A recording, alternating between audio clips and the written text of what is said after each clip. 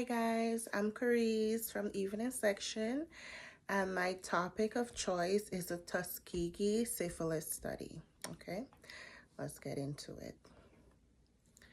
So there were a total of about 600 men enrolled in this study. 399 were in the experimental group. I'm sorry guys, have a horrible cough. And 201 was in the control group.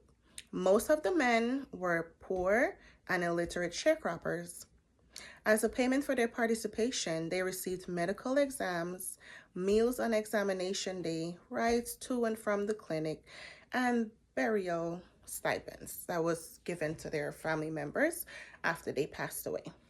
Okay, so these men already had the disease. It was not injected into them, but they were checking the natural progression of the disease in these men. Okay. The study took place in Macon County, Alabama.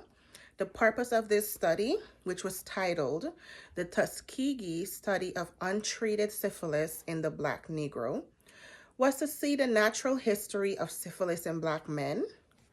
Okay. At that time, when the study began, there was no known cure for syphilis. But for the last 15 years of the study, a cure became available: penicillin. Okay. Now, unethical acts that occurred in this research study: withholding the cure for syphilis for about 15 years. They withheld valuable information such as name and purpose of the study.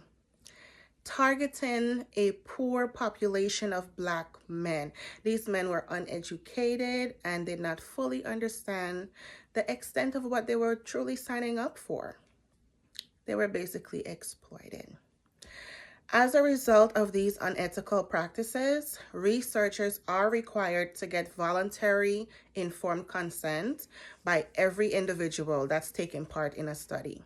Also, the National Research Act was signed into law in 1974.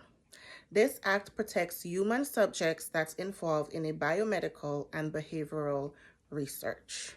Okay?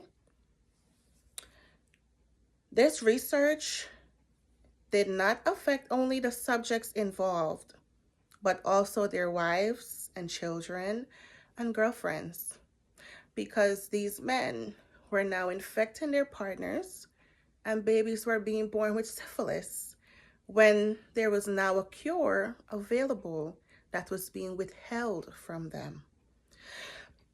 Excuse me. Even though they already had the disease, when the cure became available, it should have been administered. These unethical acts erased the trust of the Black communities in the medical field. Even to this day, some Black folks rather take herbal medicine than to go to the doctor.